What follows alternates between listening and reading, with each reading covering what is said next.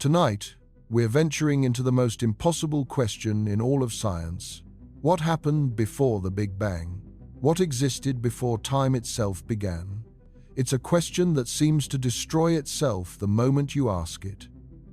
If time began at the Big Bang, then there was no before. And yet, some of the brightest minds in physics believe there could be answers that don't violate the laws of reality as we understand them. By the end of tonight, you're going to understand why this question pushes the limits of known physics and why the possibilities scientists are investigating might be even stranger than the question itself. Before we get started, if you love exploring the depths of space as much as we do, take a second to like the video or subscribe. It's a simple action, but it helps this channel reach more curious minds like yours. Now, let's begin. Imagine you're standing on a beach, watching the waves roll in. You can trace each wave back to where it came from. That wave was created by the wind. The wind was created by temperature differences in the atmosphere. Those temperature differences came from the sun's heat. The sun's heat came from nuclear fusion in its core, and so on. Every effect has a cause. Every moment emerged from the moment before it. This is how we understand everything in our daily lives. Causes precede effects. Time flows forward. The past leads to the present, which leads to the future. It's so fundamental to how we think that we never question it. When you drop a glass, it shatters. The shattering was caused by the impact. The impact was caused by gravity pulling the glass down. Gravity exists because of the mass of the Earth. The Earth exists because of the collapse of a gas cloud billions of years ago. That gas cloud existed because of the Big Bang. This chain of causation seems unbreakable. It's woven into the fabric of how we perceive reality. Our entire scientific method is built on this principle. We observe effects and search for their causes. We test hypotheses by looking for cause and effect relationships. We build technologies based on our understanding of what causes what. This framework has served us extraordinarily well. It's given us modern medicine, space travel, computers, and countless other advances.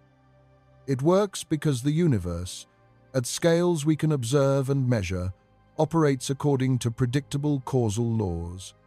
But what happens when you try to apply this reasoning to the universe itself? What caused the universe? What came before everything? The moment you ask these questions, you run into a problem that has troubled philosophers and scientists for thousands of years. If the universe had a beginning, what came before that beginning? And if something came before it, then that wasn't really the beginning, was it? It's a logical trap. Either the universe has always existed, which seems impossible, or it had a beginning, which raises the question of what came before. This isn't just an academic puzzle. It's a fundamental question about the nature of reality itself. Are there limits to the chain of causation? Is there a first cause, something that caused everything else but wasn't itself caused? Or does the chain extend back infinitely? Both options seem problematic. An infinite chain means we can never reach an ultimate explanation. There's always another why to ask, another cause to seek. But a first cause seems to violate the very principle we started with. If everything needs something that came before it, then even the beginning must have had something before it. Unless it didn't. Unless there's something special about the very first event that exempts it from needing a predecessor. But what could that be? And how would we know? For most of human history, this remained a purely philosophical question. Ancient Greeks debated it. Medieval thinkers wrestled with it. But nobody had any way to actually investigate it scientifically. Then in the 20th century, everything changed. Scientists discovered that the universe is expanding.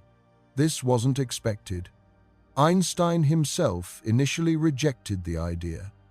When his equations of general relativity predicted an expanding or contracting universe, he added a cosmological constant to keep the universe static. He later called this his biggest blunder. The discovery came from observations.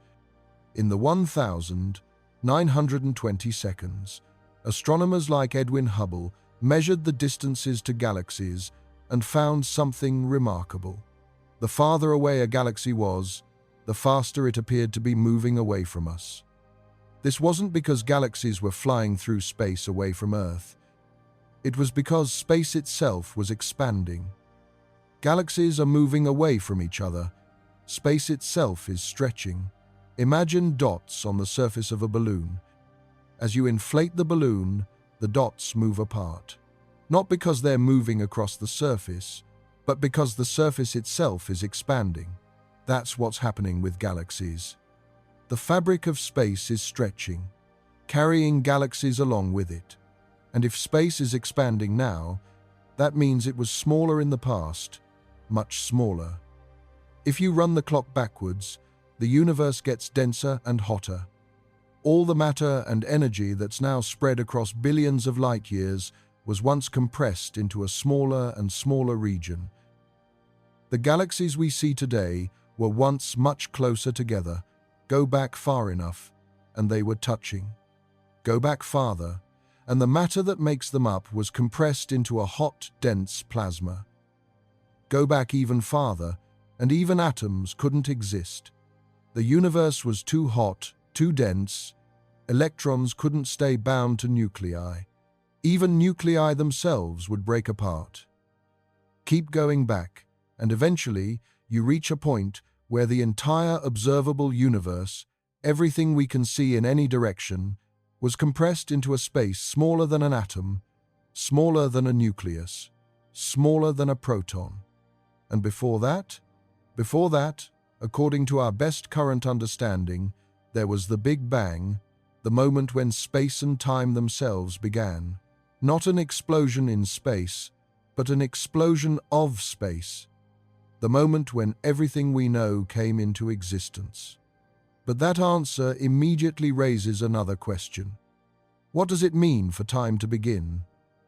We're so used to time flowing that the idea of time having a starting point is almost incomprehensible. Think about your day. Before this moment, there was the moment before. Before you woke up this morning, there was last night. Before today, there was yesterday. Before this week, there was last week. Before this year, there was last year. Time always extends backward. Every moment is preceded by another moment. That's just how time works, right? Before Monday, there was Sunday. Before January, there was December. Before this year, there was last year. You can always ask what happened before, and there's always an answer. Until, apparently, you reach the Big Bang. Then the answer is, nothing happened before. Not because something prevented things from happening, but because before doesn't exist. Time itself didn't exist. Except, apparently, it doesn't. This is where our intuition breaks down completely. We can't experience a time when time didn't exist. We can't imagine a before time. The very words don't make sense. Before is a temporal concept. It requires time to have meaning. Saying before time is like saying north of the North Pole. The concept of north is defined by direction toward the North Pole. Once you're at the pole, north has no meaning. You can't go north from there. Similarly, before is defined by moving backward in time. If there's no time, there's no before. According to general relativity, Einstein's theory of gravity and space-time, time is not some absolute cosmic clock ticking away independently of everything else. Time is part of the fabric of the universe itself. It's woven together with space into what we call space-time. This was one of Einstein's most revolutionary insights. Before Einstein, everyone thought time was absolute, the same for everyone, everywhere. A second on Earth was the same as a second on Mars, the same as a second in the Andromeda Galaxy. Time flowed at the same rate throughout the universe. But Einstein showed this isn't true. Time is relative. It flows at different rates depending on how fast you're moving and how strong the gravitational field is around you. Someone moving near the speed of light experiences time differently than someone standing still. Someone deep in a gravitational well, near a massive object, experiences time differently than someone far from any mass. These aren't just theoretical effects. They're real and measurable. GPS satellites have to account for relativistic time dilation, or they'd give incorrect positions. Astronauts on the International Space Station age slightly slower than people on Earth. It's a tiny effect, but it's real. Time isn't absolute. It's part of space-time, the four-dimensional fabric of the universe. 3 dimensions of space and 1 of time, all woven together. And if space-time itself began at the Big Bang, then asking what happened before the Big Bang is like asking what's north of the North Pole. The question doesn't make sense because there is no before. Time itself didn't exist. There was no moment before the first moment, no time before time began. The Big Bang wasn't an event that happened in time. It was the beginning of time itself. This is the standard answer you'll get from most physicists. The Big Bang was the beginning of time. There is no before. The question is meaningless. It's like asking, what happens when you divide by 0? The operation isn't defined. It doesn't have an answer. Not because we don't know the answer, but because the question itself doesn't make sense within the framework we're using. But here's the thing. That answer, while mathematically consistent, doesn't satisfy our intuition. It feels like a dodge. It feels like we're being told to stop asking questions. It feels like we're being told that's just how it is, don't think about it. And for curious minds, that's deeply unsatisfying. We want to understand why. We want to know what makes the Big Bang special. Why does causation stop there? Why can't we ask what came before? And some physicists agree. They think there might be ways to talk about what happened before the Big Bang that make scientific sense. These ideas are speculative. They're at the cutting edge of theoretical physics. Some might turn out to be completely wrong. Many probably will be. But they're serious attempts by serious scientists to address one of the deepest questions we can ask. They're not giving up on understanding. They're pushing the boundaries of what's possible. They're trying to extend our theories beyond their current limits. And in doing so, they're revealing just how strange reality might be at its deepest levels. Let's start with what we know for certain. The universe is 13.8 billion years old. That number comes from multiple independent measurements that all agree. We can see the cosmic microwave background, the afterglow of the Big Bang, and measure its properties. The temperature, the tiny variations in temperature across the sky, the polarization of the light. All of these properties tell us about the early universe. We can observe how galaxies are distributed and how they're moving. By measuring how fast galaxies are moving away from us, we can calculate how long ago they were all in the same place. We can study the abundances of light elements like hydrogen and helium that were formed in the first few minutes. The ratios of these elements match exactly what we'd expect if the universe started in a hot, dense state and cooled as it expanded. We can look at the oldest stars and calculate their ages. They're old, but not older than 13.8 billion years. We can study the large-scale structure of the universe, the way galaxies cluster together. This structure formed over billions of years and tells us how long the universe has had to evolve. All of these measurements point to the same answer. They converge on the same timeline.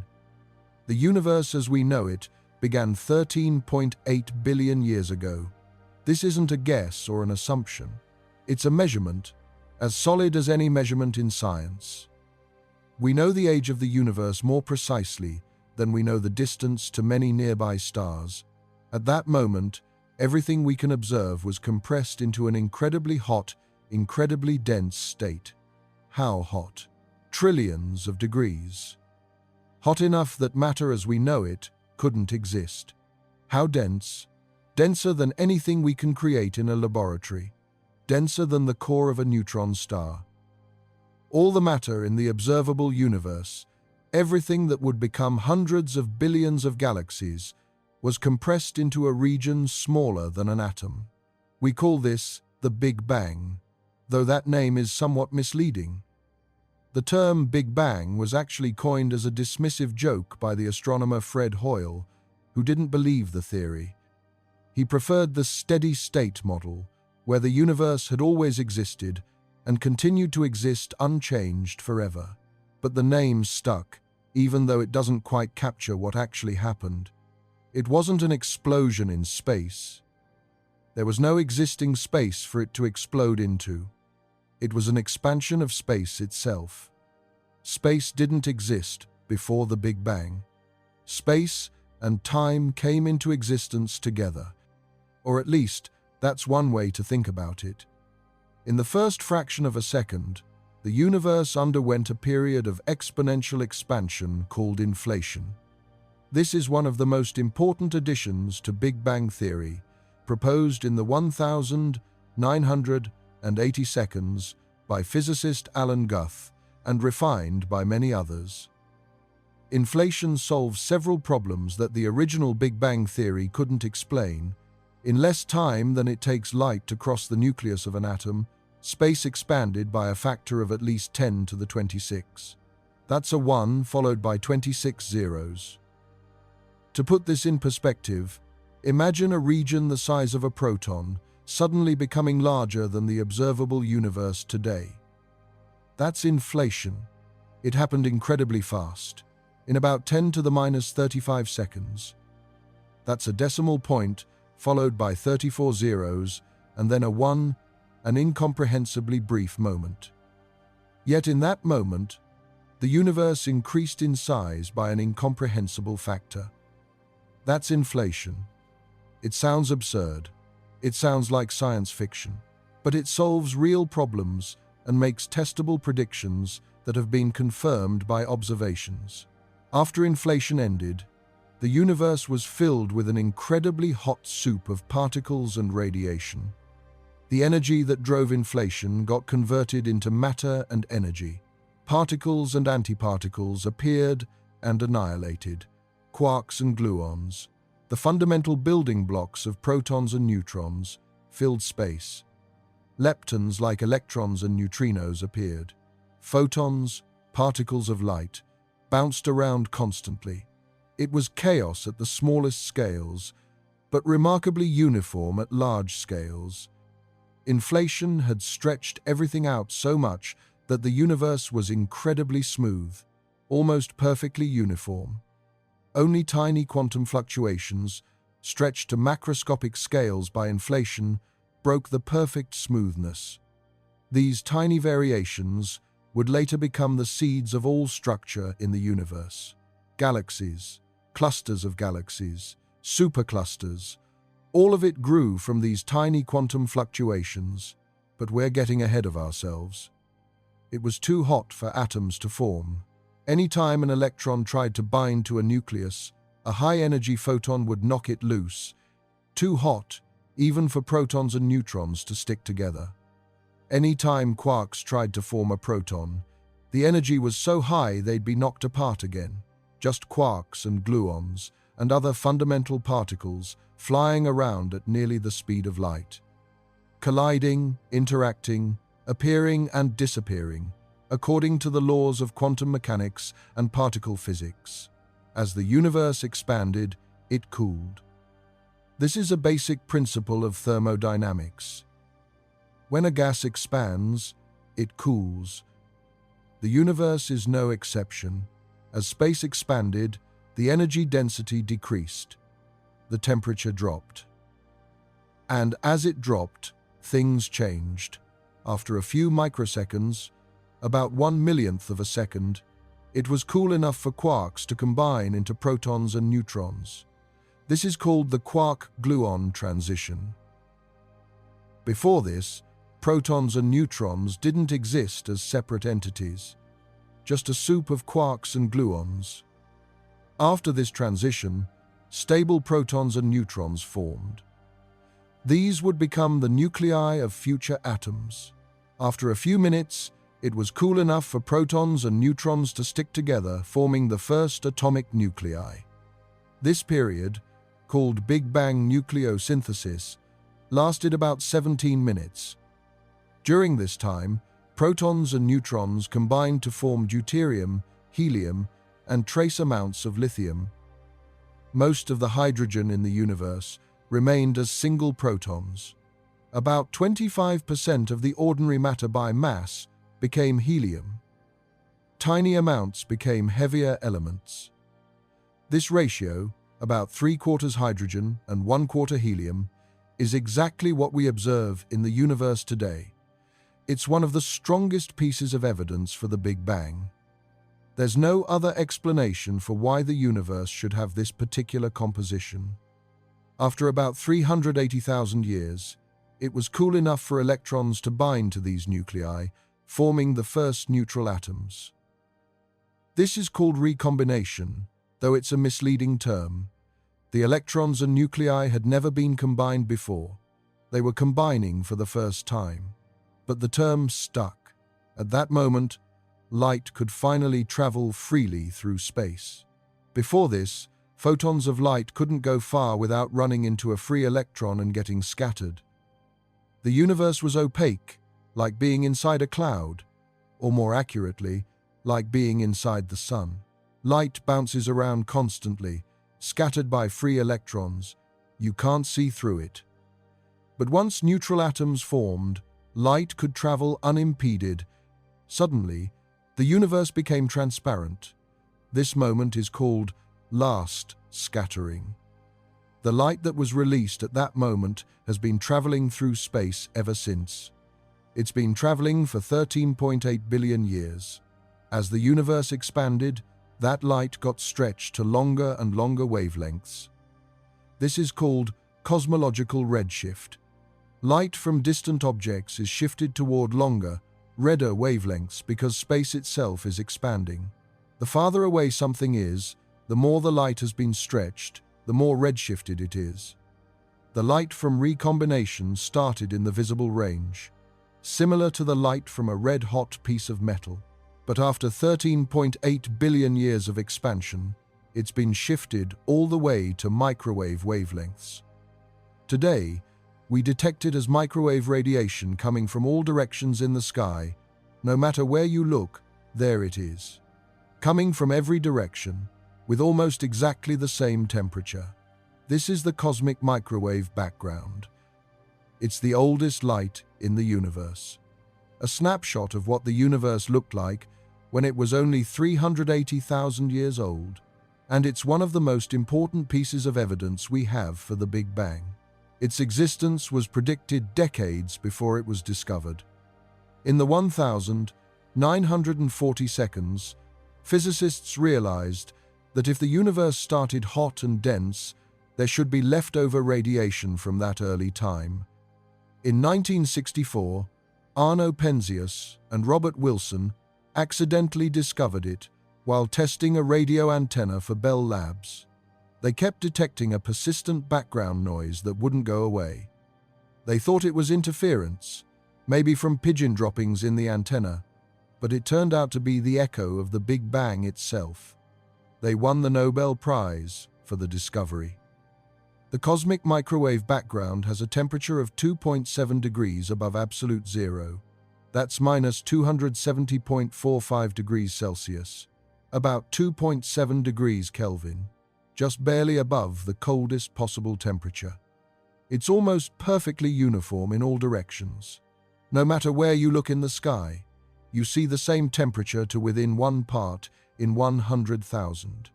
This is remarkable. It tells us the early universe was extraordinarily smooth, almost perfectly uniform. This uniformity is actually a puzzle. Different parts of the sky are so far apart that light hasn't had enough time since the Big Bang to travel between them. They're separated by distances greater than light could have traveled in 13.8 billion years. They're beyond each other's cosmic horizons. If they've never been in contact, never exchanged light or information, how did they end up at exactly the same temperature? This is called the horizon problem. It's one of the puzzles that inflation was invented to solve. The answer, according to inflation theory, is that these regions were in contact before inflation. Before inflation stretched the universe by that enormous factor, all the regions we can see today were close together. They were in causal contact. They could exchange energy and information. They reached thermal equilibrium, came to the same temperature, when the universe was much smaller. Then inflation happened. It stretched them apart so fast that they're now separated by vast distances, but they remember their common origin. They're still at the same temperature. This is why inflation is so powerful. It explains something that otherwise seems impossible. Inflation also explains why space is so flat. The geometry of the universe, the way space curves, is almost perfectly flat. Parallel lines stay parallel. The angles of a triangle add up to 180 degrees. The rules of Euclidean geometry hold. This is surprising because the universe could have any curvature. It could be positively curved, like the surface of a sphere. In that case, parallel lines would eventually converge. The angles of a triangle would add up to more than 180 degrees, or it could be negatively curved, like a saddle. Parallel lines would diverge. The angles of a triangle would add up to less than 180 degrees. But it's flat, or at least so close to flat that we can't measure any curvature. This requires an incredible fine-tuning of the initial conditions unless inflation happened. Inflation explains this by making the universe so large that any initial curvature gets stretched out. It's like inflating a balloon. The surface of a small balloon is obviously curved. You can see the curvature clearly. But if you inflate it to enormous size, any small patch of its surface looks flat. Stand on the earth and look around. The ground looks flat, even though you're standing on a sphere. The curvature is there, but it's too gentle to see at small scales. That's what inflation did to the universe. It stretched it so much that any curvature became unmeasurable. So inflation solves several problems at once. The horizon problem, the flatness problem, and several others. It explains why the universe looks the way it does, why it's so smooth and yet has tiny variations, why it's so flat. Why distant regions that shouldn't have been able to communicate have the same properties. It's a remarkably successful theory. It makes specific, testable predictions that have been confirmed by detailed observations of the cosmic microwave background. Most cosmologists accept inflation, or something like it, as part of our standard picture of the early universe. But inflation raises its own questions, and these questions bring us back to the topic of tonight. What came before? What caused inflation? What was the universe like before inflation started? And most importantly, for our purposes tonight, does inflation allow us to talk about a time before the Big Bang? The answer is maybe. Maybe yes, maybe no. It depends on what you mean and which version of inflation you're talking about. To understand why, we need to talk about what inflation actually is. Inflation is driven by something called a scalar field. A scalar field is a property of space itself that has a value at every point. Think of it like a temperature field. Every point in a room has a temperature. Some points are warmer, some are cooler. The temperature field is the collection of all these values at all the points. You could make a map of the temperature at every location. The inflation field, the field that drives inflation, is similar. It has a value at every point in space. And this value determines the energy density of space at that point. You can think of it like a ball sitting on a hill. The height of the hill at any point corresponds to the energy density of the inflaton field. When the ball is high up the hill, the energy density is high. When it's low down, the energy density is low. During inflation, the inflaton field has a high value, which means space has a high energy density. This high energy density causes space to expand exponentially fast. Why? Because in general relativity, energy and pressure both contribute to gravity, and the inflaton field has an unusual property. It has negative pressure, positive energy density, but negative pressure. This combination causes gravitational repulsion instead of attraction.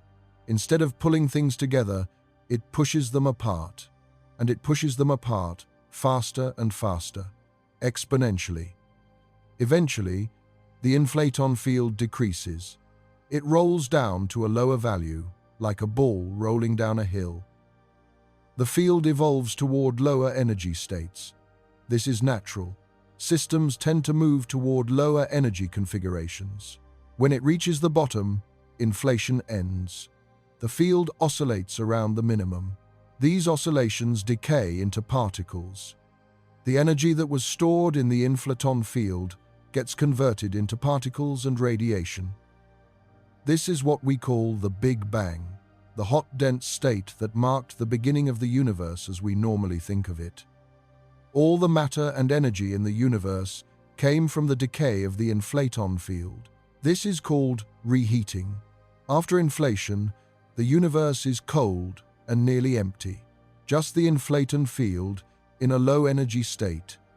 Then the field decays, its energy converts to particles, and the universe becomes hot and dense again.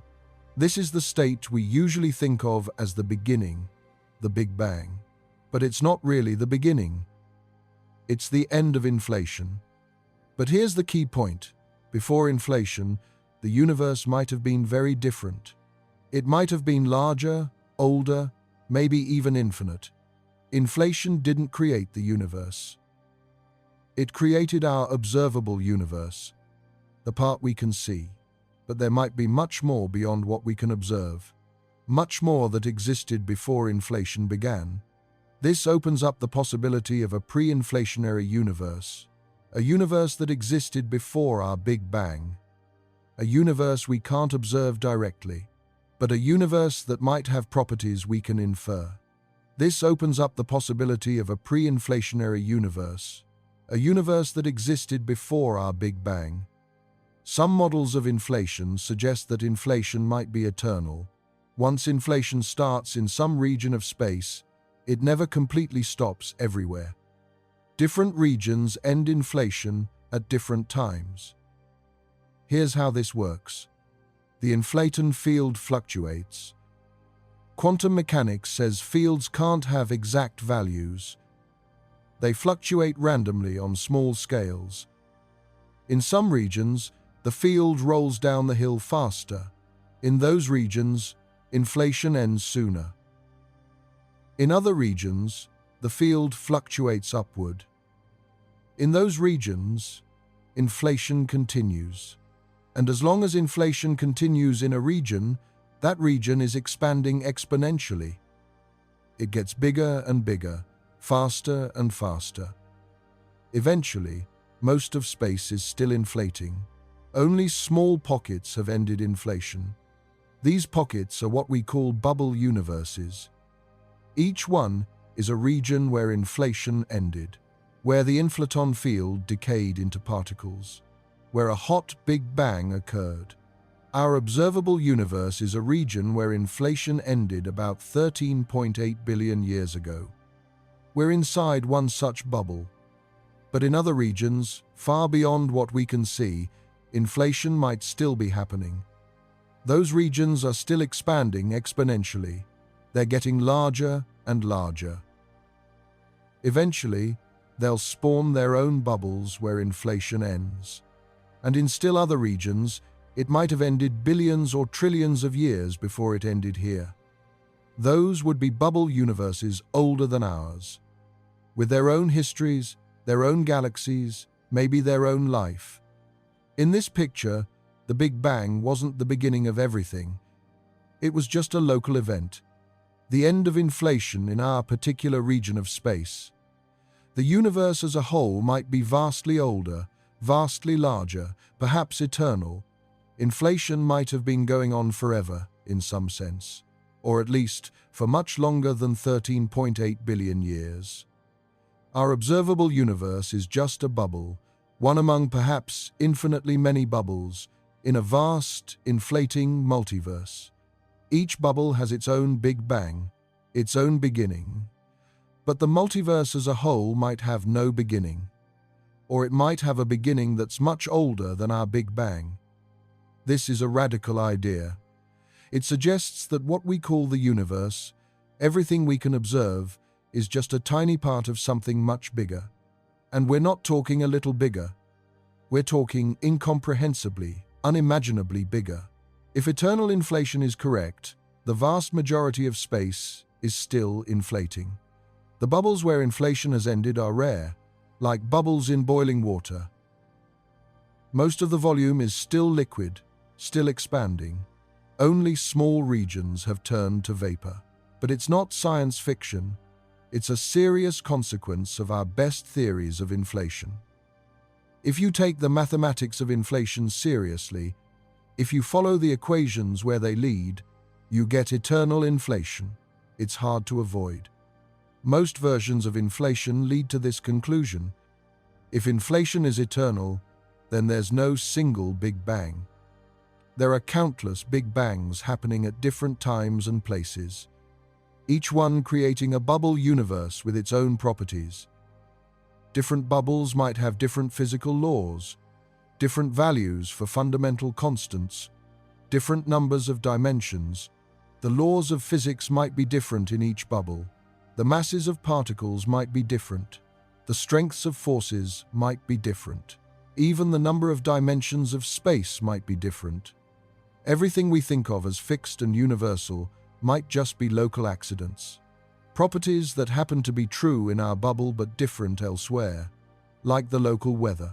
It's sunny here, but raining somewhere else. That doesn't mean the weather everywhere is sunny. Similarly, the physics here might be just one possibility among many. This is exciting and terrifying at the same time. Exciting because it suggests reality is far bigger and stranger than we imagined. The cosmos might be far more diverse than we ever dreamed. There might be regions where physics is so different we can barely imagine it. Regions where life couldn't exist as we know it.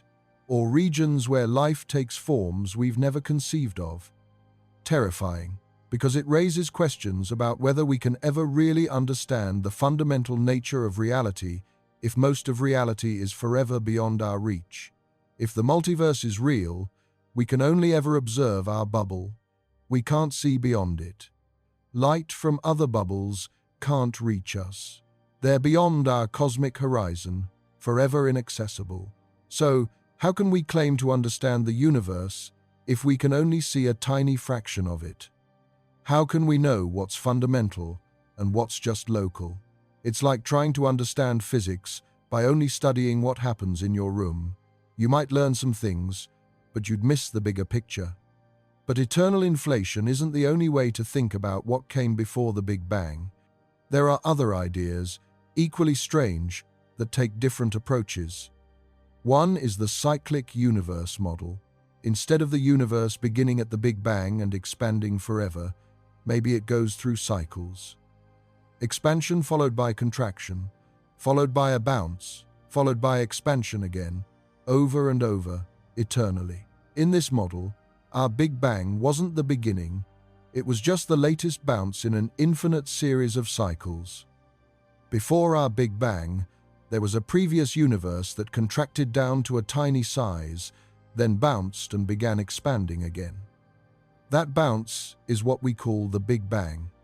But it wasn't a creation event. It was a transition. A moment when contraction turned into expansion. Before that, there was a previous cycle, and before that, another cycle, and so on, infinitely into the past. The appeal of this idea is that it avoids the problem of a beginning. The universe has always existed, cycling through expansions and contractions forever. There's no first moment, no start of time, just an eternal cycle, like the seasons. Winter follows, autumn follows, summer follows, spring follows winter. There's no first season. The cycle just continues forever. In the same way, maybe the universe cycles forever between expansion and contraction. Big Bang to Big Crunch to Big Bang, over and over. This idea has ancient roots. Many ancient cultures imagined cyclical time. The Hindu concept of kalpas, vast cycles of creation and destruction. The ancient Greek concept of eternal return. The idea that history repeats itself endlessly. Modern cyclic models are more sophisticated, but the basic idea is similar. But cyclic models face serious challenges. The main one is entropy. Entropy is a measure of disorder. The second law of thermodynamics says that entropy always increases. This is one of the most fundamental laws in physics. It's never been violated, not once, not ever. Things become more disordered over time. Heat flows from hot objects to cold objects, never the reverse. You can't unscramble an egg. You can't unbreak a glass. You can't gather smoke back into unburned wood. These processes are irreversible. Ice cubes melt. They don't spontaneously form. Coffee cools down. It doesn't spontaneously heat up. Buildings decay. They don't spontaneously organize themselves. This is one of the most fundamental laws in physics. The second law of thermodynamics. Entropy always increases. Disorder always increases. The arrow of time points in the direction of increasing entropy. In a cyclic universe, entropy would increase with each cycle. After each bounce, the universe would be more disordered than before, more scrambled, more mixed up. The first cycle might start with low entropy, everything organized, structured. But after billions of years of evolution, stars burn out, galaxies collide, black holes form, entropy increases. Then the universe contracts. Does entropy decrease during contraction? No, it can't. The second law doesn't allow it. Entropy continues to increase during contraction. Then there's a bounce. The universe begins expanding again, but entropy is now higher than it was at the start of the previous cycle. This happens cycle after cycle. After infinitely many cycles, entropy would be infinite. The universe would be in a state of maximum disorder, complete chaos. No structure, no organization, no stars, no galaxies, no planets, no life. Just a thin, hot soup of particles spread uniformly through space. But that's not what we observe. The universe today has relatively low entropy. It has structure, organization. Stars are burning, galaxies are organized, structure exists. We exist. The fact that we see structure means entropy isn't at its maximum. If the universe had been cycling forever, we should see maximum entropy everywhere. But we don't. So, cyclic models need some mechanism to reset entropy at each bounce. Some way to start fresh with low entropy after each cycle. Some way to organize things again, to unscramble the egg. Nobody has figured out a convincing way to do this. It might be impossible. It might violate the second law of thermodynamics. And if it violates the second law, it's not physics anymore. It's magic. Which suggests that maybe cyclic models don't work after all, at least not in their simple form. But some physicists are still working on variations that might avoid this problem. Maybe there's a way to reset entropy using quantum effects. Maybe the bounce itself does something special. Maybe the laws of physics change at the bounce in a way that allows entropy to decrease. These are speculative ideas, but they're being explored. Another approach comes from quantum mechanics. Quantum mechanics is the physics of the very small, At quantum scales, particles don't have definite positions or velocities. They exist in superpositions, being in multiple states at once until they're measured. This sounds strange, and it is, but it's been verified by countless experiments. It's one of the most successful theories in physics. Every prediction it makes has been confirmed. Quantum mechanics also introduces fundamental uncertainty, the Heisenberg uncertainty principle. You can't know both the position and momentum of a particle exactly. The more precisely you measure one, the less precisely you can know the other. This isn't a limitation of our measuring devices. It's a fundamental property of nature. Particles genuinely don't have exact positions and momenta simultaneously. The more precisely you measure one, the less precisely you can know the other. This uncertainty principle applies to time and energy too. Over very short timescales, energy can fluctuate wildly. The uncertainty in energy times, the uncertainty in time, is always greater than a certain minimum value. This means that over short enough times, energy is very uncertain. It can fluctuate by large amounts. Particles can pop into existence out of nothing, exist briefly, and then disappear. As long as they disappear quickly enough, they don't violate conservation of energy.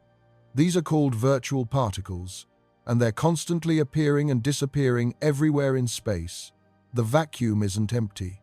It's seething with quantum activity. Pairs of particles and antiparticles constantly appearing and annihilating. This isn't speculation. We can measure the effects of virtual particles. They cause measurable shifts in atomic energy levels. They affect the behavior of electrons in magnetic fields. They're real, even though they exist only briefly. This quantum activity means that at very small scales and very short times, the smooth, predictable behavior we see in everyday life breaks down. Things become probabilistic, uncertain, strange. Causality becomes fuzzy. You can't always say A caused B in a definite way.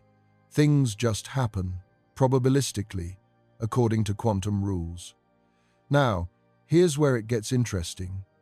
At the moment of the Big Bang, the entire universe was smaller than an atom. At that scale, quantum mechanics dominates. The universe itself was a quantum object. All the laws of quantum mechanics apply. The universe was subject to quantum uncertainty, quantum fluctuations, quantum superposition, all of it. And if the universe was quantum, then maybe the usual rules about cause and effect don't apply. Maybe the universe could have spontaneously popped into existence out of nothing, just like virtual particles do. Just like particle-antiparticle pairs appear from the vacuum, maybe the entire universe appeared from the vacuum. A quantum fluctuation on a cosmic scale. This is the quantum creation hypothesis. The idea that the universe began as a quantum fluctuation, a random event with no cause. It didn't come from anything. It wasn't triggered by anything. It just happened. Quantum mechanically, it was allowed to happen, and so it did. The universe is the ultimate virtual particle. It appeared spontaneously from nothing, and we're living in the brief moment before it disappears. Except brief, in this case, is at least 13.8 billion years. Maybe the universe will eventually disappear, return to nothing. Or maybe it won't. Maybe it's stable enough to last forever. We don't know. This sounds absurd. Something from nothing? How is that possible? Doesn't that violate conservation of energy? Doesn't that violate every principle of physics? But quantum mechanics is full of things that sound absurd and turn out to be true. Virtual particles really do appear and disappear. We can measure their effects. Particles really can tunnel through barriers they shouldn't be able to cross. We use this effect in modern electronics. Quantum entanglement really does allow particles to affect each other instantly across vast distances. This has been verified in countless experiments. Einstein called it spooky action at a distance. and didn't like it. But it's real. All of these have been experimentally verified. Quantum mechanics makes predictions that sound impossible, but they turn out to be correct. So when quantum mechanics suggests the universe could pop into existence from nothing, maybe we should take it seriously. If quantum mechanics allows particles to appear from nothing, maybe it allows universes to appear from nothing too. Maybe the universe is just a very large quantum fluctuation. The physicist Stephen Hawking worked on this idea with James Hartle. They developed what's called the no-boundary proposal. The idea is that if you go back to the very beginning of the universe, time itself becomes more like space. The distinction between time and space blurs. In normal circumstances, time and space are distinct. You move through space, but time moves through you. You can go forward or backward in space, but you can only go forward in time. Space has 3 dimensions, time has 1. They're different. But in extreme conditions, near the Big Bang, this distinction breaks down. Time becomes more like space. The 4 dimensions of space-time become more symmetric. Less distinction between time dimensions and space dimensions. At the Big Bang, time doesn't have a sharp starting point. Instead, it smoothly transitions from not existing to existing, from being space-like to being time-like. Imagine the surface of the Earth. If you head north from the equator, you eventually reach the North Pole. The North Pole is a point, but there's nothing special about it geometrically. The surface is smooth. There's no edge, no boundary, no discontinuity. You can walk right over the North Pole without noticing anything special about it. The ground doesn't suddenly end. There's no wall or cliff. It's just a point like any other, except it happens to be the northernmost point. You can't ask what's north of the North Pole because north is defined by moving toward the pole. Once you're at the pole, the concept of north becomes undefined. You can go south or east or west, but you can't go north. Not because there's a barrier, but because the direction itself doesn't exist there. At the pole itself, the concept of north becomes undefined. Not because you can't go there, but because north has no meaning at that location. Hawking and Hartle suggest that time at the Big Bang is similar. If you go back in time, you eventually reach a point where the concept of before becomes undefined. Not because time hits a wall, but because the nature of time itself changes. Time becomes more like space. And just as you can't go north from the North Pole, you can't go before the Big Bang. Not because something prevents you, but because before has no meaning there. In this picture, the universe is finite in time, but has no boundary, no edge, no beginning in the usual sense. Just like the surface of the Earth is finite in area, but has no edge. You can walk forever on the Earth's surface and never fall off. Similarly, you can trace time back and never reach an edge or a beginning. Time just smoothly transitions from not existing to existing. The question, what happened before the Big Bang, becomes meaningless not because we're forbidden to ask it, but because before has no meaning at that point. The question itself is based on a misunderstanding. It's like asking, what's north of the North Pole? The question seems reasonable, but it's actually asking about something that doesn't exist. This is an elegant solution. It resolves the paradox by showing that the paradox was based on a misunderstanding. We were trying to apply our intuitive notion of time to a situation where that notion breaks down. We were assuming time extends infinitely into the past. But it doesn't, not because it hits a wall, but because it curves back on itself in a certain sense. The mathematics of this is complex, involving imaginary time and path integrals. But the basic idea is that time doesn't need a beginning if it's finite but unbounded, just like the surface of a sphere doesn't need an edge. But it's also deeply unsatisfying in some ways. It feels like we're being told that the question can't be answered, not because we lack information, but because the question itself is flawed. It feels like a dodge, even though mathematically it's consistent, and maybe that's true. Maybe some questions really are meaningless, even if they sound perfectly reasonable.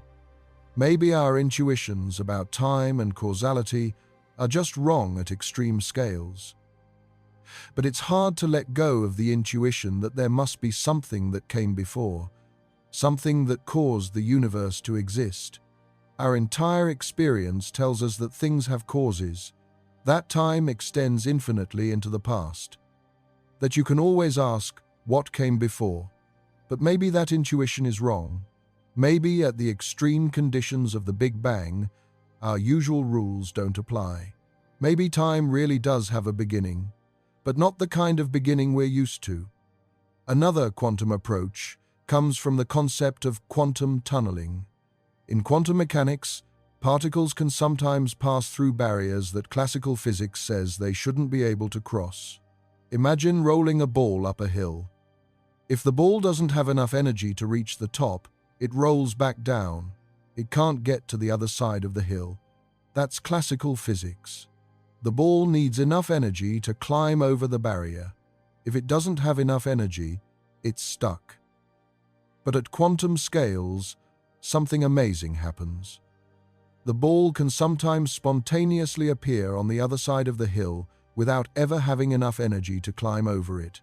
It tunnels through the barrier. It doesn't climb over, it doesn't go around, it just appears on the other side.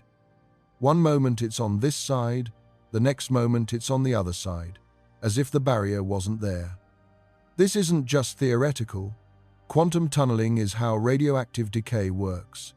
Alpha particles inside nuclei don't have enough energy to escape. There's an energy barrier holding them in, but they quantum tunnel through the barrier and escape. This is why radioactive decay happens. It's how scanning tunneling microscopes create images of individual atoms. The microscope's tip doesn't touch the surface. Electrons tunnel through the gap between the tip and the surface. By measuring the tunneling current, we can map the surface atom by atom. It's a real, verified phenomenon. We use it in technology every day. Modern electronics rely on quantum tunneling, flash memory, tunnel diodes. All of these use quantum tunneling. It's not speculation, it's engineering. Now, some physicists have suggested that the universe itself might have tunneled into existence. If a particle can tunnel through a barrier, maybe the universe can too. Before the Big Bang, or rather in some undefined pre-time state, the universe might have been in a quantum state of nothing, a state of no space-time, no matter, no energy.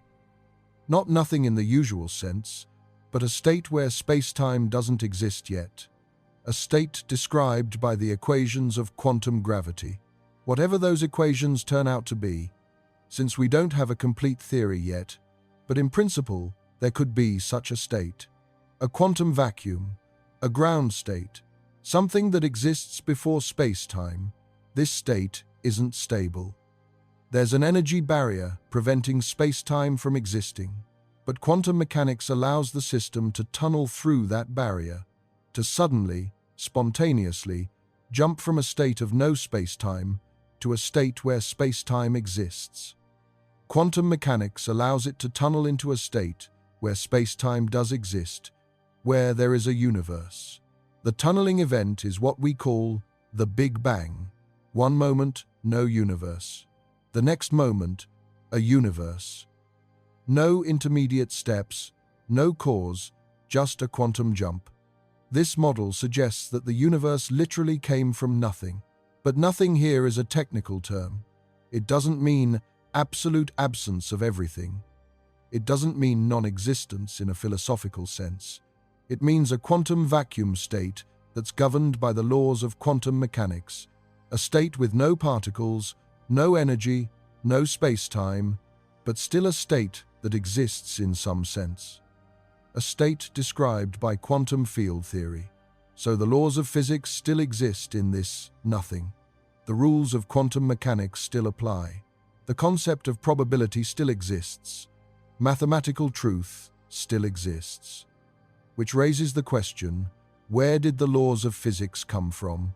Where did quantum mechanics come from? Where did mathematics come from? And we're back to the same problem.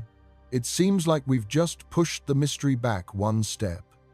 Instead of asking what came before the Big Bang, we're asking where the laws of quantum mechanics came from. Instead of asking what caused the universe, we're asking what caused the laws that allowed the universe to tunnel into existence. We've replaced one mystery with another. This is where things get really speculative. Some physicists suggest that the laws of physics might not be fundamental. They might emerge from something even more basic. Maybe the laws we observe are just one possibility among many, and different universes could have different laws. Maybe in the multiverse, every possible set of laws is realized somewhere. Our universe has the laws it does, but other universes have different laws. Maybe the laws themselves evolved, changing over cosmic time in ways we don't yet understand. Maybe early in cosmic history, the laws were different. Maybe they settled into their current form as the universe cooled and expanded. Or maybe, as some philosophers argue, the laws of physics don't need a cause or origin. They're simply brute facts about reality. They exist necessarily, by logical necessity, like mathematical truths. 2 + 2 = 4. This is true necessarily.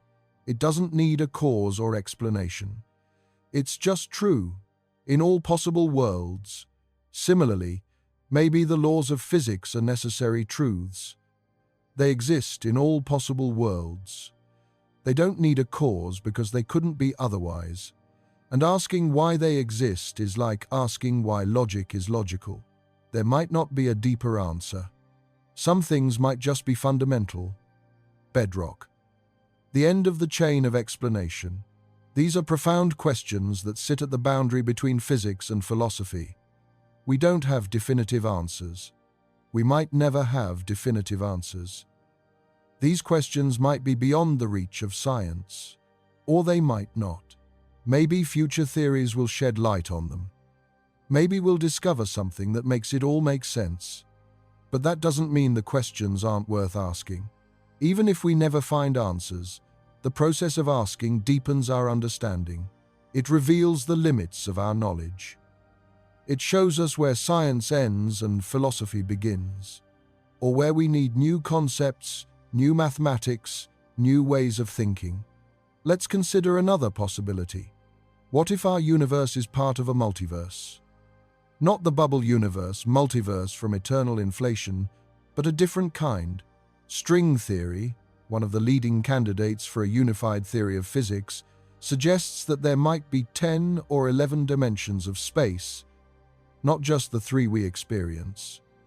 This sounds like science fiction, but it's serious, theoretical physics. The extra dimensions are curled up so small that we can't perceive them. They exist, but they're compactified, rolled up into tiny shapes, much smaller than an atom. Imagine an ant walking on a tightrope. The rope has one long dimension that the ant can walk along. But the rope also has a circular dimension around its circumference. From far away, the rope looks one-dimensional. But up close, there's a second dimension curled up into a tiny circle. That's similar to what string theory proposes for our universe. We see 3 large dimensions of space. But there might be additional dimensions curled up so small we can't perceive them. These extra dimensions are crucial for string theory to work mathematically. They're required to make the mathematics consistent. But the way these dimensions are curled up determines the laws of physics we observe. Different shapes, different compactifications, lead to different physics. String theory allows for an enormous number of ways the extra dimensions could be arranged. Different ways to curl them up. Different geometric shapes they could form. The number is huge. 10 to the 500 different possibilities, according to some estimates. That's a 1 followed by 500 zeros. Each arrangement corresponds to a different set of physical laws. different values for fundamental constants like the strength of gravity or the mass of the electron, different numbers of particle types, different force strengths. Everything we think of as fixed might vary. This landscape of possibilities might all be realized somewhere. There might be a vast multiverse where every possible arrangement of extra dimensions exists somewhere. Every possible set of physical laws. Every possible value for fundamental constants. Our universe is just one among countless others. One point in this vast landscape of possibilities. And if that's true, then asking what came before our Big Bang might be like asking what's next to our universe. The question assumes a single timeline, a single history, when actually there might be a vast space of possibilities all existing simultaneously. In this picture, time might not be fundamental. It might be an emergent property that appears in some regions of this multiverse, but not others. An effective concept that describes how things change in our universe, but not a fundamental feature of the deeper reality. Our universe has time, so we can talk about its history, its beginning, its age. We can ask what happened before. But the multiverse as a whole might be timeless. All moments, all histories, all possibilities existing together in some higher dimensional structure. Past, present, and future, all equally real. All just different locations in this vast landscape. This is deeply strange. It's hard to wrap your mind around the idea of time being non-fundamental. Everything about our experience tells us that time is real, that the past is gone, and the future hasn't happened yet. We remember the past, not the future. We can affect the future, not the past. Time has a direction, an arrow. It flows from past to future. These are fundamental features of our experience. But physics has surprised us before.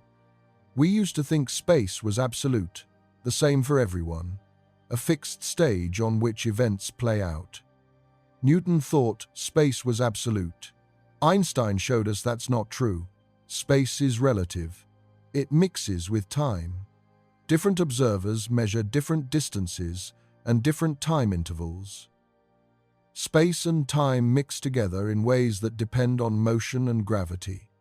There's no absolute space, no absolute time, only space-time, and that's relative to the observer. We used to think particles had definite positions and velocities, that everything had definite properties at all times. Quantum mechanics showed us that's not true either. Particles exist in superpositions. They don't have definite properties until measured. The act of measurement creates the property. Before measurement, there's just probability. These were revolutionary discoveries that contradicted our intuitions. Maybe time being fundamental is another intuition that will turn out to be wrong. Maybe time is emergent, not fundamental. Maybe it's just a useful concept that applies in certain regimes, like temperature or pressure. Temperature is real and useful, but it's not fundamental. It emerges from the motion of particles.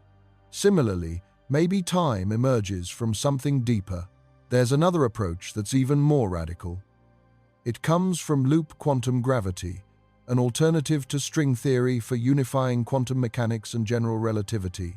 In loop quantum gravity, space itself is quantized. Just like energy comes in discrete packets called quanta, space comes in tiny discrete units.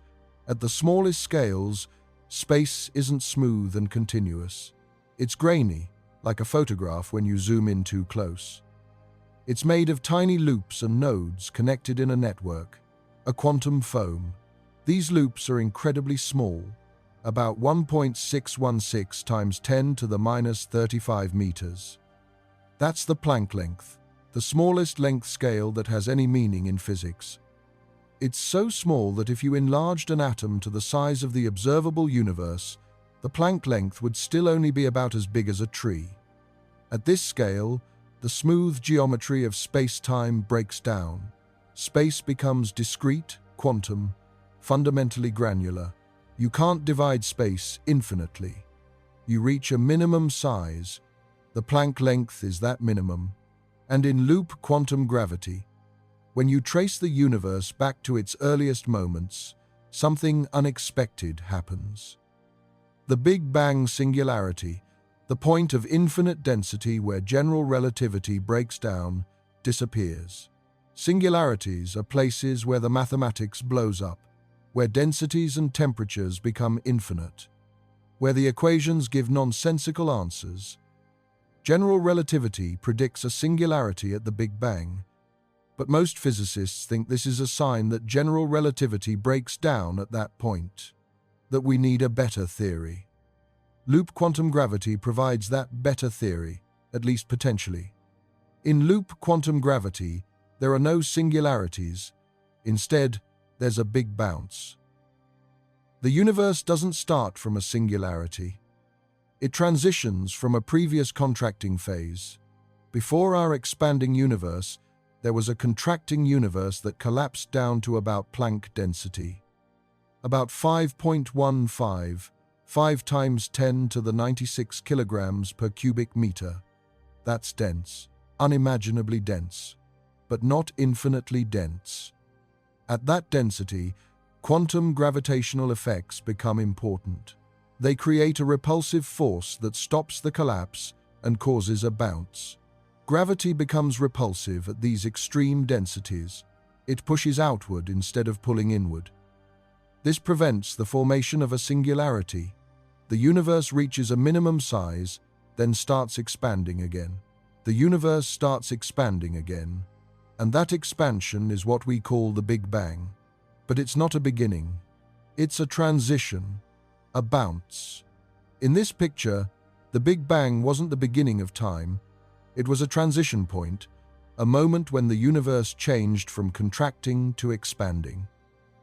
Before the bounce, there was a previous universe with its own history. Maybe that universe had galaxies and stars and planets. Maybe it had life. Maybe it had civilizations.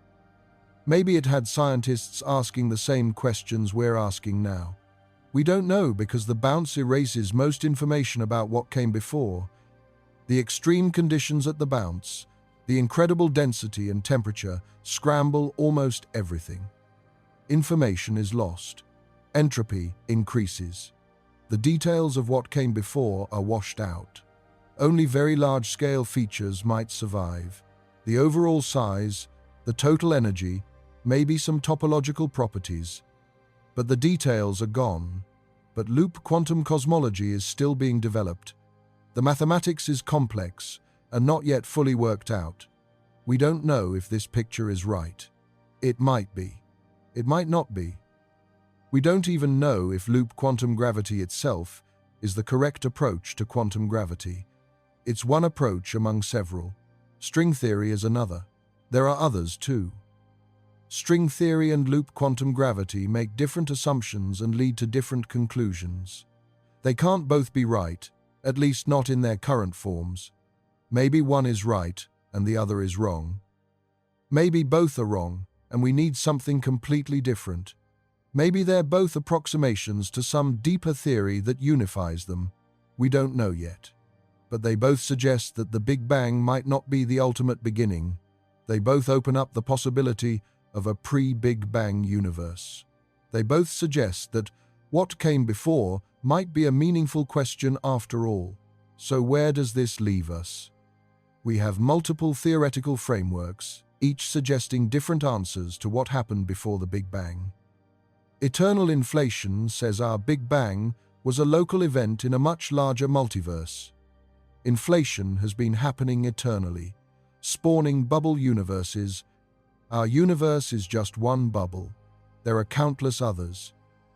Cyclic models say the universe bounces eternally.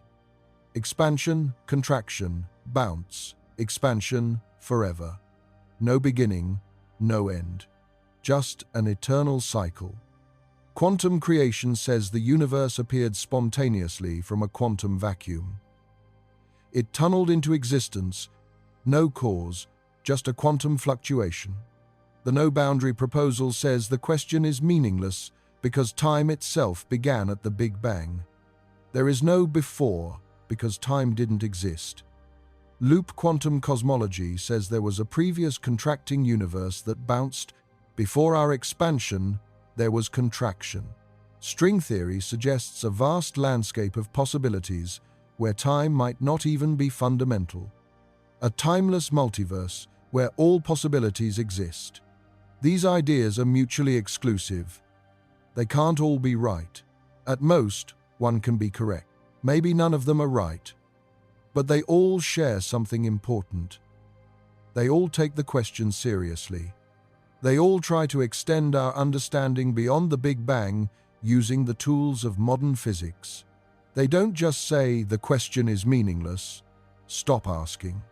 They say, let's see if we can make sense of this question.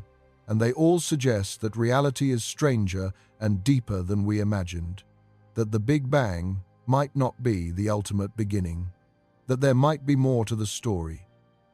The problem is that we can't test these ideas, at least not yet, and maybe not ever.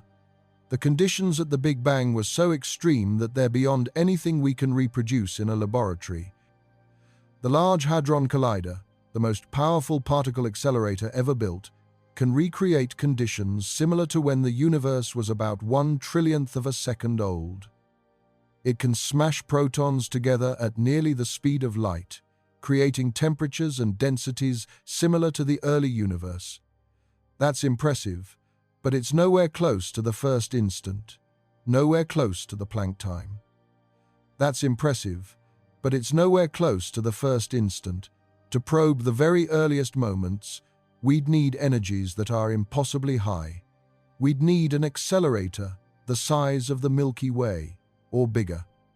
Maybe the size of the observable universe. The energies involved are just too large for us to recreate. And to test what happened before the Big Bang, assuming that question even makes sense, we'd need to probe conditions that might be fundamentally beyond the reach of observation. If there was a bounce, the information about what came before is largely erased. The extreme conditions scramble everything. It's like trying to read a book that's been through a shredder. Most of the information is gone. If there's a multiverse of bubble universes, we can only see our own bubble. Light from other bubbles can't reach us. They're beyond our cosmic horizon, forever inaccessible. If time itself began at the Big Bang, there's no way to observe anything before it. There is no before to observe. So these ideas might remain forever speculative. Interesting possibilities that we can explore mathematically, but never confirm empirically. Theories that can't be tested. Ideas that might be true but unprovable.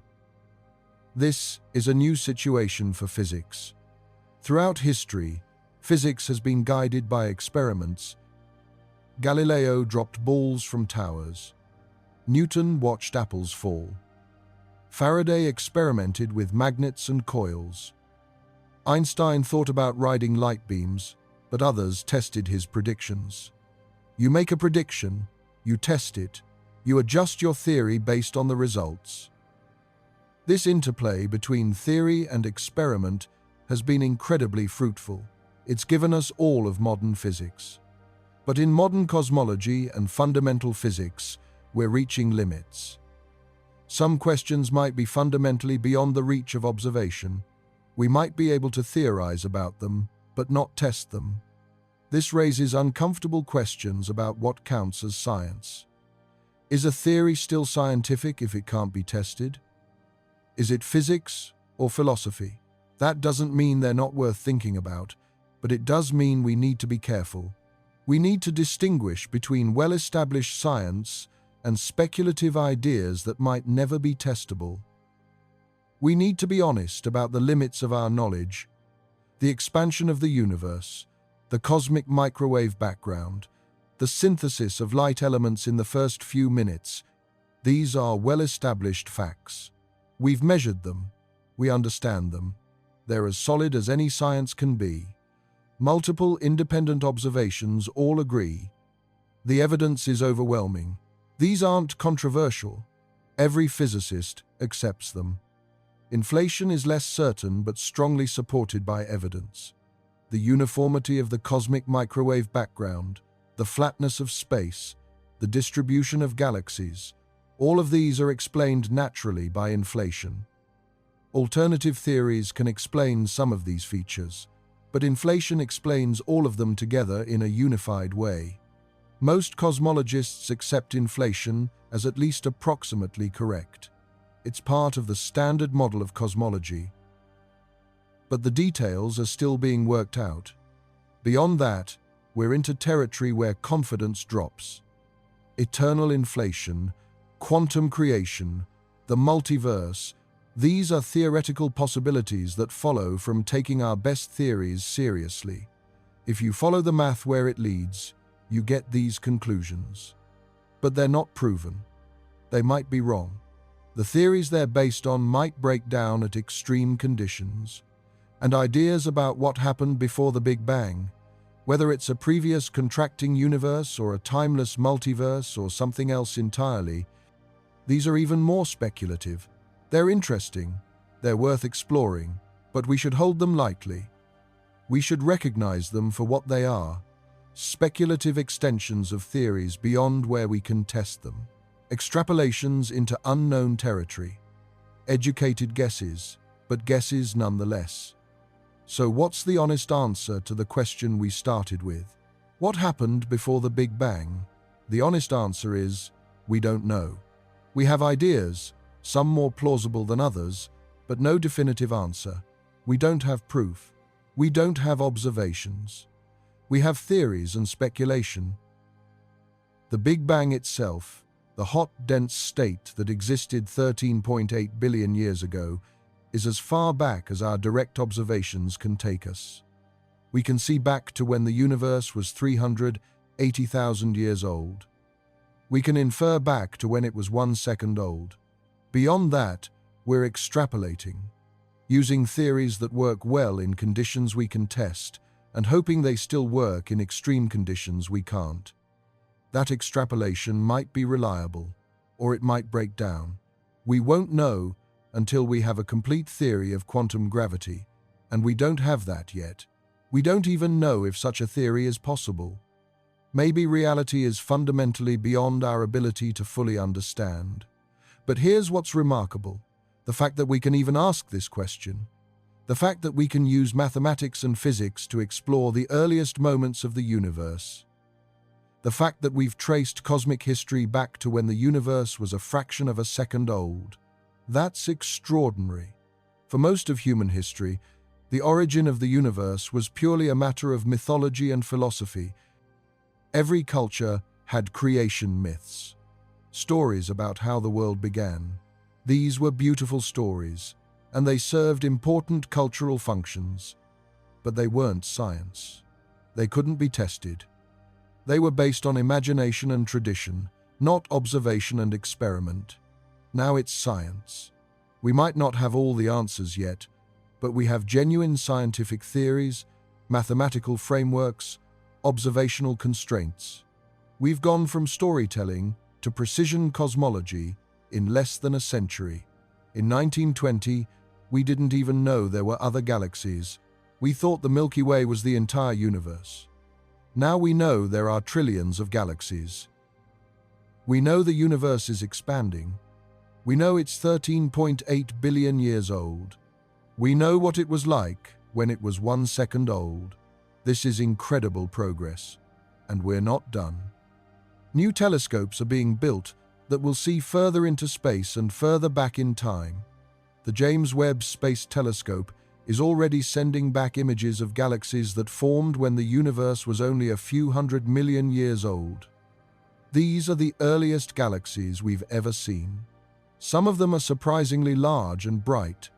They challenge our models of how galaxies form. They're telling us something new about the early universe. Future missions might push that even earlier. We might see the very first stars, the first objects to light up after the cosmic dark ages. We might see the formation of the first black holes, the first quasars. These observations will test our theories of cosmic evolution and structure formation. They'll tell us whether our models of the early universe are correct, whether our understanding of the Big Bang is accurate. We're also getting better at detecting gravitational waves, ripples in space-time caused by massive cosmic events. The Laser Interferometer Gravitational Wave Observatory, or LIGO, has detected gravitational waves from colliding black holes and neutron stars. This opened a completely new window on the universe. We're not just observing with light anymore. We're observing with gravity itself, ripples in the fabric of space-time. Future detectors might be sensitive enough to detect primordial gravitational waves, waves produced in the first moments after the Big Bang. If inflation happened, it should have produced gravitational waves. These waves would still be propagating through the universe. If we could detect those, we'd have a direct observation of the universe when it was less than a second old. That would be revolutionary. It would confirm inflation. It would tell us about the energy scale of inflation. It would be like having a photograph of the universe at age 1/1,000,000,000th of a second. That would revolutionize cosmology. We're also making progress on theoretical fronts. Quantum gravity is hard, but physicists are making advances. Loop quantum gravity and string theory are both developing. New ideas are being proposed and tested mathematically. People are finding connections between different approaches. Maybe they're all approximations to the same underlying truth. We might not have the final answer yet, but we're getting closer. And maybe, just maybe, we'll have a breakthrough. Some insight that suddenly makes everything click into place. Some new way of thinking about the problem that reveals the solution. That's how major advances in physics often happen. Years of slow progress, then a sudden leap when someone sees the problem in a new way. Newton's insight about gravity, Einstein's insight about relativity, Heisenberg's insight about quantum mechanics. These weren't gradual advances. They were paradigm shifts, sudden realizations that changed everything. We can't predict when that will happen, but it's possible. Some young physicist right now might be working on the idea that will crack this problem. We don't know who or when, but history suggests it will happen eventually. So the question of what happened before the Big Bang remains open. We have ideas, we have frameworks, we have mathematical models, but we don't have a definitive answer. Maybe we will someday, maybe we won't. Maybe the question will turn out to be meaningless. Maybe it will have an answer we never imagined. Either way, the journey of exploration is valuable. The attempt to understand our origins, to push the boundaries of knowledge, to ask the deepest questions we can imagine, that's what makes us human. That's what makes science worthwhile. Science isn't just about finding answers. It's about asking questions. It's about pushing at the boundaries of knowledge. It's about refusing to accept "we don't know" as a final answer. So keep wondering, keep questioning, keep looking up at the sky and thinking about where it all came from. You're part of a long tradition of humans who have gazed at the stars and wondered about existence itself. And you're living in a time when we have powerful tools to actually investigate these questions scientifically. We might not have all the answers, but we're asking the right questions, and that's a start. Every question brings us closer to understanding. Every observation reveals something new. Every theory, even if it turns out to be wrong, teaches us something. This is how science works. We stumble forward in the dark, making mistakes, correcting them, building on what came before. Slowly, incrementally, our picture of reality becomes clearer. Thank you for spending this time exploring one of the deepest mysteries in all of science.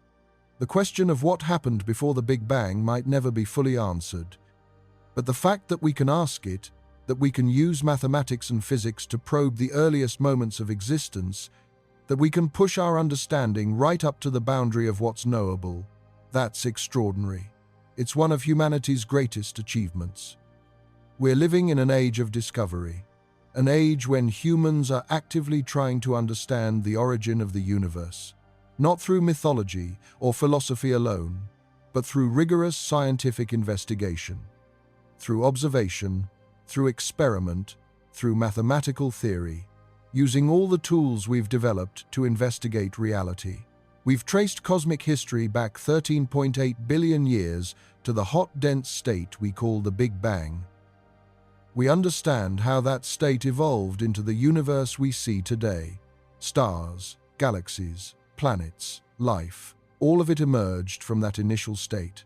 We can trace the chain of causation from the Big Bang to the present, from quarks and gluons to protons and neutrons, from hydrogen and helium to stars, from stars to heavier elements, from elements to planets, from planets to life, from life to consciousness, from consciousness to the ability to ask these questions. And we're asking what came before, even though the question challenges our very concepts of time and causality, even though it might not have an answer, even though it pushes us to the very limits of what we can know. Maybe there was a previous universe. Maybe there's an eternal multiverse. Maybe time itself began at the Big Bang. Maybe the universe emerged spontaneously from a quantum vacuum. These are possibilities, not certainties. But they're serious scientific possibilities, grounded in our best theories, explored with mathematical rigor. They're not wild speculation. They're extrapolations from theories that work well in regimes we can test. The fact that we can even formulate these possibilities is remarkable. A century ago, the Big Bang itself was unknown. We didn't know the universe was expanding. We didn't know there were other galaxies. We thought the universe was eternal and unchanging. Now we know it had a beginning. Now we're asking what came before it. That's progress. That's the power of human curiosity and scientific investigation. Our grandparents didn't know there was a Big Bang. We know there was. Our grandchildren might know what came before. So when someone asks you what happened before the Big Bang, you can give them the honest answer. We don't know for certain. We have several ideas, each with its own strengths and weaknesses. But we're working on it, and we have some fascinating ideas. And the question itself is one of the most profound we can ask. It sits at the boundary of physics and philosophy, science and mystery. It challenges us to think deeply about time, existence, and causality, about the nature of reality itself, about the limits of knowledge.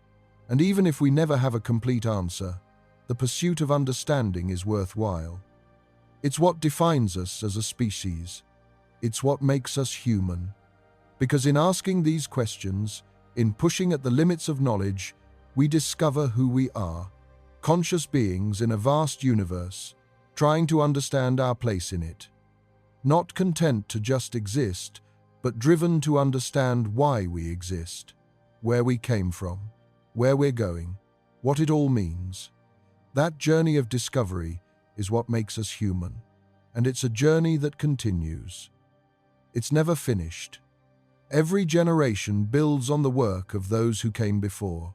Every discovery opens new questions.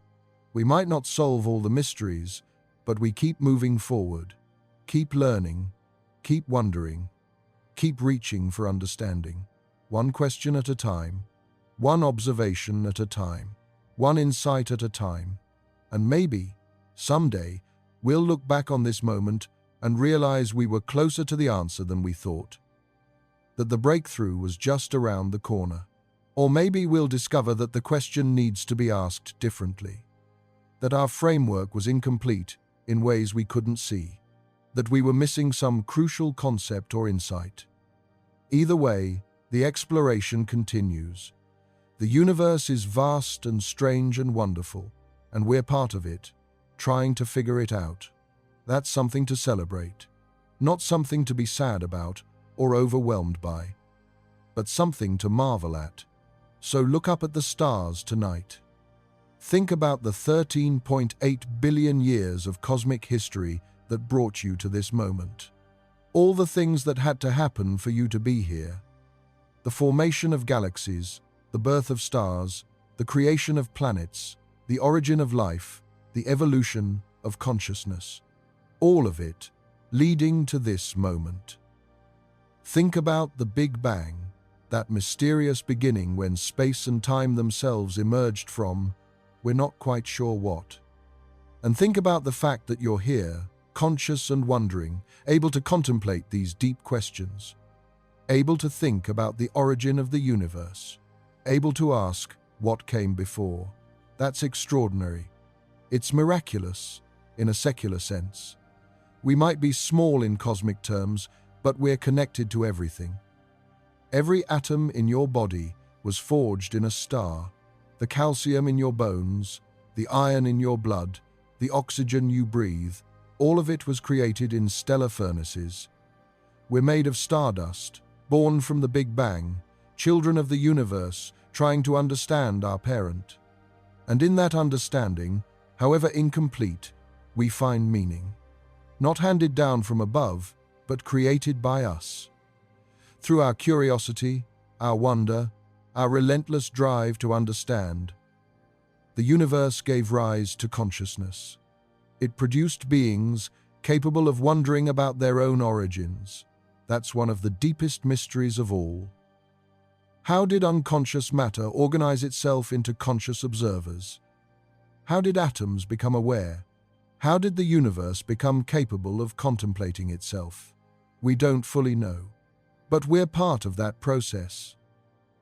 We're the universe looking at itself, asking questions, seeking understanding. We're matter become conscious. Stardust that knows it's stardust. And maybe that's the point. Maybe the universe doesn't need a reason to exist. Maybe it just is. A brute fact without explanation. But we need reasons. We need to understand. We need to make sense of our existence. So we keep asking questions, even when they're hard, even when they might not have answers, even when we're told the questions don't make sense, because that's what conscious beings do. We wonder, we question, we seek. It's in our nature. It's what makes us human. And in that seeking, we find our place in the cosmos, not as external observers looking in from outside, but as part of the whole, integral to the universe, essential to its story. The universe made us, and now we're trying to understand how. We're the means by which the universe understands itself. The universe is 13.8 billion years old. It's vast beyond comprehension. Trillions of galaxies, each with billions of stars, more stars than grains of sand on all the beaches of Earth, more atoms in a single human body than stars in the observable universe. It might have come from nothing, or from something we can't yet imagine.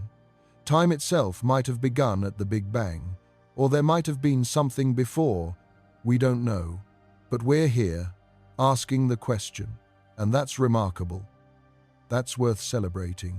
Sleep well tonight, knowing that you're part of the greatest mystery of all, the mystery of existence itself. You exist in a universe that might not have existed. You're conscious, aware, capable of wonder. That's extraordinary. Don't let anyone tell you otherwise. You're made of star stuff, contemplating the stars. You're a way for the cosmos to know itself, and that's beautiful. Good night. We're also getting better at detecting gravitational waves, ripples in space-time caused by massive cosmic events. The Laser Interferometer Gravitational Wave Observatory, or LIGO, has detected gravitational waves from colliding black holes and neutron stars. When two black holes spiral together, they create ripples in space-time that spread out at the speed of light. These ripples stretch and squeeze space itself as they pass. The effect is tiny. When gravitational waves pass through Earth, they change the distance between objects by less than the width of a proton. Yet LIGO can measure this. It's one of the most sensitive instruments ever built, and it's opened a completely new window on the universe. For all of history, astronomy has been done with light. Visible light, infrared, ultraviolet, radio waves, X-rays, gamma rays, all forms of electromagnetic radiation. But now we can observe with gravity itself. We can hear the universe rather than just seeing it. Black holes don't emit light, but they do emit gravitational waves when they collide. Neutron-star collisions emit both light and gravitational waves. We can compare the two signals and learn things we couldn't learn from either alone.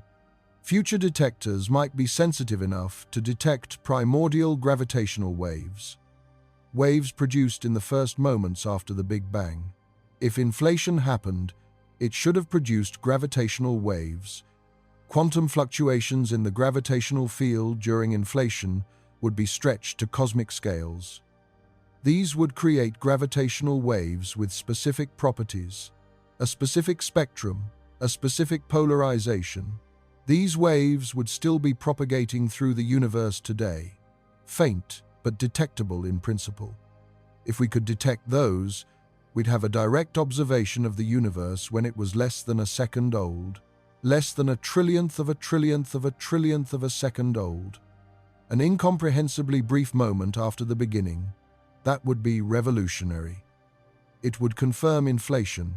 It would tell us about the energy scale of inflation, how violent it was, how much energy was involved. It would be like having a photograph of the universe at age 1/trillionth of a second. That would revolutionize cosmology.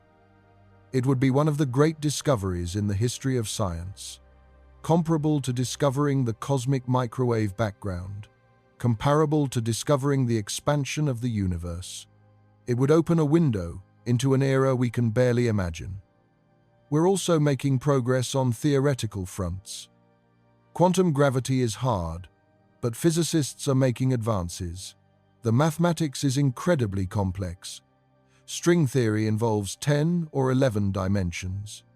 Loop quantum gravity involves discrete structures at the smallest scales.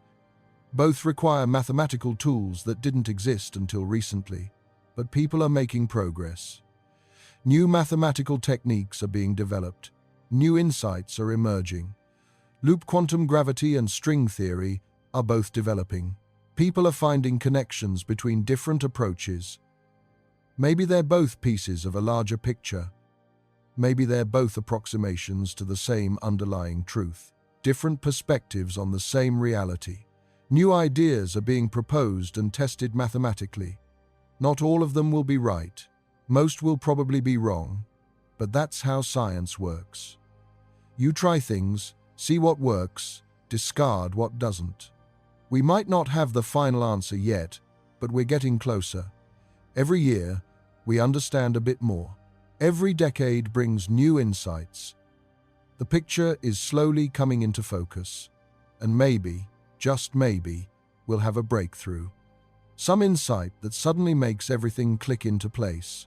Some new way of thinking about the problem that reveals the solution. That's how major advances in physics often happen. Years of slow progress, people chipping away at the problem, then suddenly, someone sees it differently. Someone makes a connection no one else saw, and everything changes. Newton's insight about gravity came after years of work by others. Galileo, Kepler, Descartes. Many people contributed, but Newton put it all together into universal laws of motion and gravitation. Einstein's insight about relativity came after many others had noticed problems with classical physics. The Michelson-Morley experiment, Lorentz transformations, Poincaré's work, but Einstein saw what it all meant. Space and time are relative. They're part of a unified space-time. Heisenberg's insight about quantum mechanics came after decades of confusing experimental results. Black-body radiation, the photoelectric effect, atomic spectra. Classical physics couldn't explain any of it. But Heisenberg realized that particles don't have definite properties. That observation creates reality at quantum scales. These weren't gradual advances, they were paradigm shifts. Sudden realizations that changed everything. Complete restructurings of how we think about reality. We can't predict when the next one will happen, but history suggests it will. Someone, somewhere, is probably working on the idea that will crack this problem. Maybe it's a graduate student right now, struggling with calculations. Maybe it's an established physicist who's been working on this for decades. Maybe it's someone not even in physics, bringing fresh perspective from another field. We don't know who or when, but history suggests it will happen eventually. And when it does, everything will change again. So the question of what happened before the Big Bang remains open. We have ideas, we have frameworks, we have mathematical models, but we don't have a definitive answer. No smoking gun, no conclusive proof. Just theories and speculation, some more plausible than others. Maybe we will someday. Maybe in our lifetimes, maybe in our grandchildren's lifetimes. Maybe we'll detect primordial gravitational waves. Maybe we'll find signatures in the cosmic microwave background. Maybe we'll develop a complete theory of quantum gravity. Maybe we won't. Maybe the question will turn out to be meaningless after all. Maybe asking what came before time is truly like asking what's north of the North Pole. A question that sounds reasonable, but doesn't actually make sense. Maybe it will have an answer we never imagined. Something completely different from any of the theories we've discussed tonight. Something we can't even conceive of yet, because we don't have the right concepts. Either way, the journey of exploration is valuable. The attempt to understand our origins, to push the boundaries of knowledge, to ask the deepest questions we can imagine. That's what makes us human. That's what separates us from other animals. Not just intelligence, but curiosity. The drive to understand, not just to survive. That's what makes science worthwhile. Science isn't just about finding answers. It's not just about building technologies or curing diseases. Those are important, but they're not the only value. It's about asking questions, about pushing at the boundaries of knowledge, about refusing to accept "we don't know" as a final answer, about the pure joy of discovery. So keep wondering, keep questioning, keep looking up at the sky and thinking about where it all came from. Don't let anyone tell you these questions are too big or too hard. Don't let anyone tell you to stop asking. These are the most important questions we can ask. Where did we come from? Why are we here? What does it all mean? These aren't just scientific questions, they're human questions. They're questions every culture, every civilization has asked. Now we have tools to actually investigate them scientifically. You're part of a long tradition of humans who have gazed at the stars and wondered about existence itself. From ancient priests watching the sky, to medieval monks copying manuscripts about the cosmos, to early scientists with their primitive telescopes, to modern cosmologists with the most powerful instruments ever built.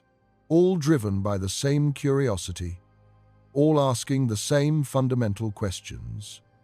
And you're living in a time when we have powerful tools to actually investigate these questions scientifically. We have space telescopes that can see back to when the universe was young. We have particle accelerators that can recreate conditions from the early universe. We have gravitational wave detectors that can hear the universe. We have supercomputers that can simulate cosmic evolution. We have mathematical theories that can describe reality at its deepest levels. We might not have all the answers, but we're asking the right questions, and that's a start. Every question brings us closer to understanding. Every observation reveals something new. Every theory, even if it turns out to be wrong, teaches us something. This is how science works. We stumble forward in the dark, making mistakes, correcting them, building on what came before. Slowly, incrementally, our picture of reality becomes clearer. We'll never have perfect knowledge. There will always be more to learn, but that's okay. That's what makes it exciting. Thank you for spending this time exploring one of the deepest mysteries in all of science, for sticking with this long journey through cosmic history and theoretical physics, for being curious enough to ask these questions, for caring enough to seek answers. The question of what happened before the Big Bang might never be fully answered. It might be one of those questions that always remains just out of reach, always tantalizing, always beckoning, never fully grasped. But the fact that we can ask it, that we can use mathematics and physics to probe the earliest moments of existence, that we can push our understanding right up to the boundary of what's knowable, that's extraordinary. It's one of humanity's greatest achievements. Not building pyramids or landing on the moon, though those are impressive, but asking questions about the origin of everything and actually making progress toward answering them, using observation, experiment, and reason, not through mythology or divine revelation, but through the scientific method. Test, observe, theorize, test again, slowly building up a picture of reality that's tested against nature itself. We're living in an age of discovery, an age when humans are actively trying to understand the origin of the universe, not through mythology or philosophy alone, but through rigorous scientific investigation, through observation, through experiment, through mathematical theory, using all the tools we've developed to investigate reality. Tools that get better every year, telescopes that see farther, detectors that measure more precisely, theories that explain more, computers that calculate faster. We've traced cosmic history back 13.8 billion years to the hot, dense state we call the Big Bang. From that initial state to the present. From quarks and gluons to atoms to molecules to stars to galaxies to planets to life to consciousness. We understand how that state evolved into the universe we see today. We can trace the chain of causation. We can explain how we got from there to here. Stars, galaxies, planets, life. All of it emerged from that initial state. We can trace the chain of causation from the Big Bang to the present, from the simplest particles to the most complex structures, from uniform hot plasma to the rich complexity we see today, from quarks and gluons to protons and neutrons. The first composite particles, held together by the strong force, from hydrogen and helium to stars, gravity pulling gas together until it's hot enough to ignite nuclear fusion, from stars to heavier elements. Fusion in stellar cores creating carbon, oxygen, silicon, iron, from elements to planets, dust and gas coalescing into worlds, from planets to life, chemistry becoming complex enough to self-replicate and evolve, from life to consciousness, nervous systems developing complex enough to be self-aware, from consciousness to the ability to ask these questions, minds curious enough to wonder about their own origins, and we're asking what came before, even though the question challenges our very concepts of time and causality. Even though every intuition we have suggests there must have been something before. Even though it might not have an answer. Even though it pushes us to the very limits of what we can know. Even though we might never know for certain. Maybe there was a previous universe. An earlier cycle in an eternal sequence. Maybe there's an eternal multiverse. Countless universes, each with its own Big Bang. Maybe time itself began at the Big Bang. No before because there was no time. Maybe the universe emerged spontaneously from a quantum vacuum, a fluctuation from nothing into something. These are possibilities, not certainties. Options, not answers. But they're serious scientific possibilities, grounded in our best theories, explored with mathematical rigor. They're not wild speculation or science fiction. They're extrapolations from theories that work well in regimes we can test. They're what happens when you follow the math where it leads. The fact that we can even formulate these possibilities is remarkable. A century ago, the Big Bang itself was unknown. We didn't know the universe was expanding. We didn't know there were other galaxies. We thought the Milky Way was the entire universe.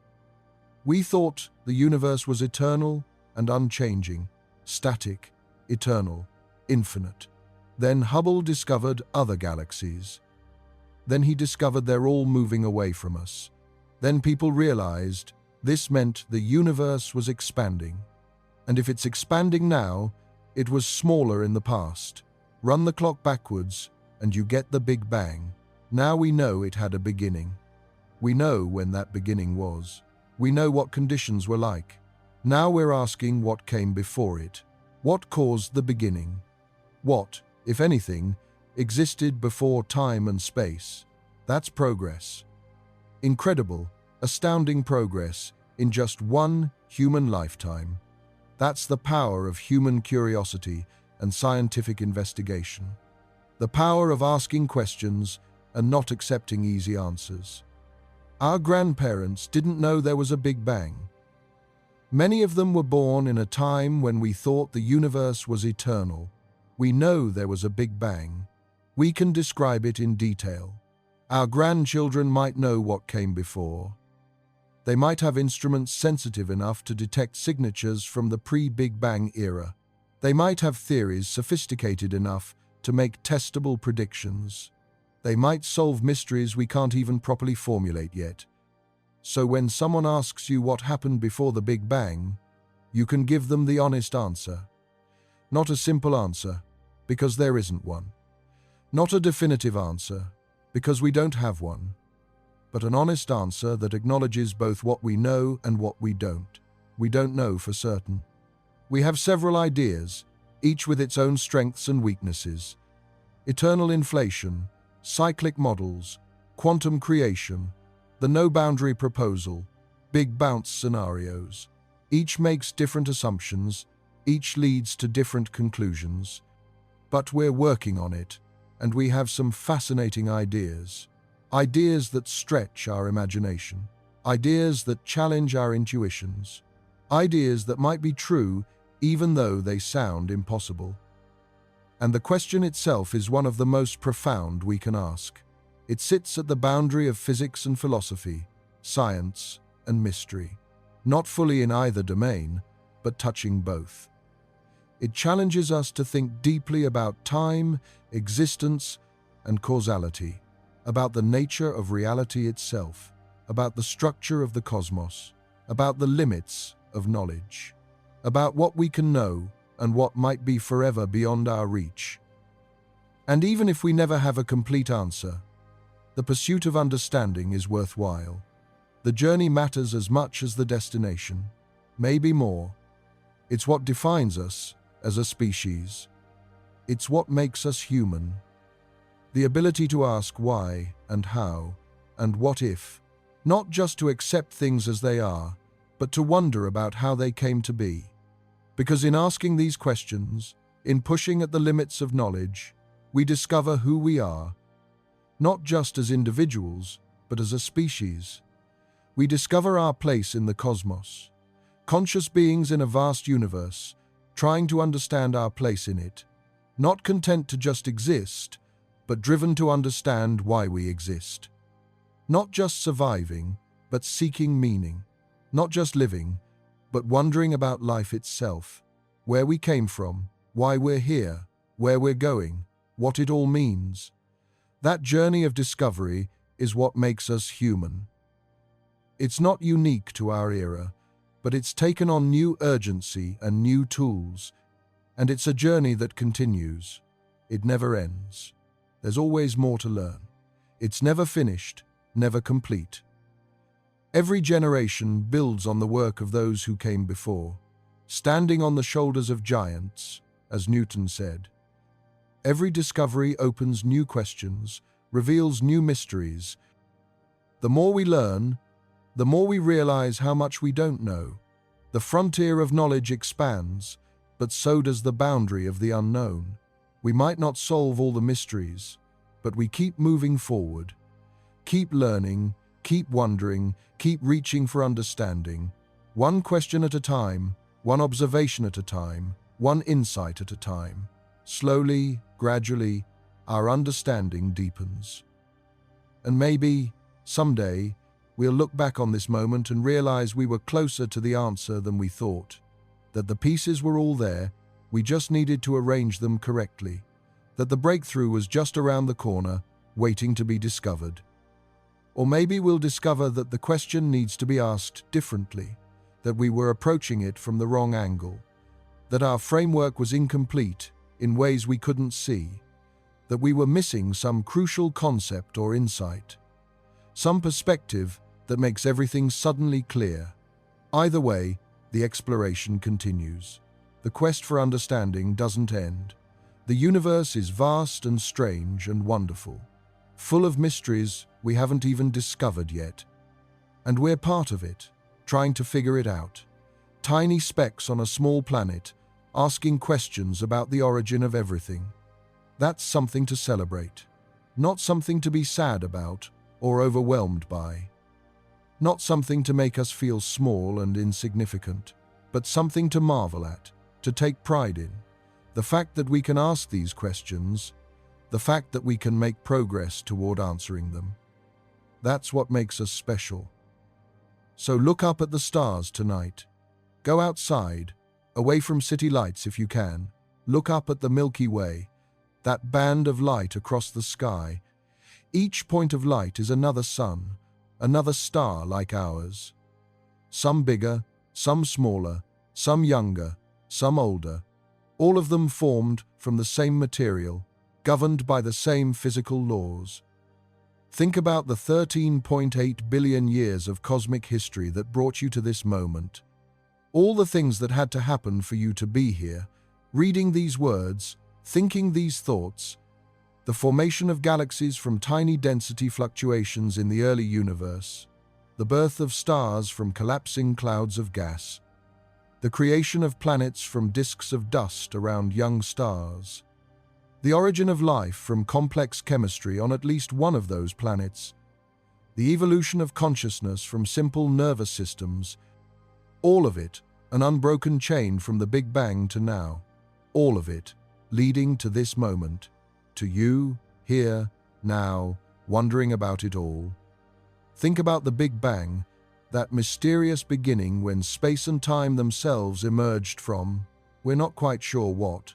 Maybe nothing, maybe something, maybe a previous universe, maybe a timeless multiverse. We don't know. But we're working on it. And think about the fact that you're here, conscious and wondering, able to contemplate these deep questions, able to think about the origin of the universe, able to ask what came before, able to appreciate the mystery and beauty of it all. That's extraordinary. It's miraculous, in a secular sense. The fact that matter can organize itself into conscious observers, that atoms can become aware, that the universe can contemplate itself. We might be small in cosmic terms, but we're connected to everything. Every atom in your body was forged in a star. This is literally true, not a metaphor. The hydrogen in your body formed in the Big Bang. The carbon, nitrogen, and oxygen came from stars that lived and died before the sun formed. The calcium in your bones, the iron in your blood, the oxygen you breathe, all of it was created in stellar furnaces, in the cores of massive stars. When those stars exploded as supernovae, they scattered these elements into space. That material eventually formed new stars and planets, including our Sun and Earth, including you. We're made of stardust, born from the Big Bang, children of the universe trying to understand our parent, not separate from the universe, but part of it. And in that understanding, however incomplete, we find meaning, not handed down from above, not given by gods or fate, but created by us through our curiosity, our wonder, our relentless drive to understand. The meaning we find in the pursuit of knowledge itself. The universe gave rise to consciousness. Through whatever processes, whatever paths, whatever accidents of history, from unconscious matter to conscious minds. It produced beings capable of wondering about their own origins, capable of asking where they came from, capable of science, of art, of philosophy. That's one of the deepest mysteries of all. How did unconscious matter organize itself into conscious observers? How did atoms become aware? How did molecules develop thoughts? How did the universe become capable of contemplating itself? We don't fully know. Consciousness remains one of the great unsolved problems in science, but we're part of that process. We're the universe looking at itself, asking questions, seeking understanding. We're matter become conscious, stardust that knows it's stardust, atoms arranged in a way that allows them to contemplate their own existence. And maybe that's the point. Maybe that's the answer to why does the universe exist? Maybe there is no point, no purpose. Maybe the universe doesn't need a reason to exist. Maybe it just is, a brute fact, without explanation. Just another thing that exists, like any other thing. But we need reasons. We need to understand. We need to make sense of our existence. So we create meaning through understanding. We find purpose in the pursuit of knowledge. So we keep asking questions, even when they're hard, even when they might not have answers, even when we're told the questions don't make sense. We can't help ourselves, because that's what conscious beings do. We wonder, we question, we seek. It's in our nature. It's what makes us human. Not just survival, not just reproduction, but understanding, trying to make sense of it all. And in that seeking, we find our place in the cosmos. Not as external observers looking in from outside, but as part of the whole, integral to the universe, essential to its story. The universe made us, and now we're trying to understand how. We're the means by which the universe understands itself.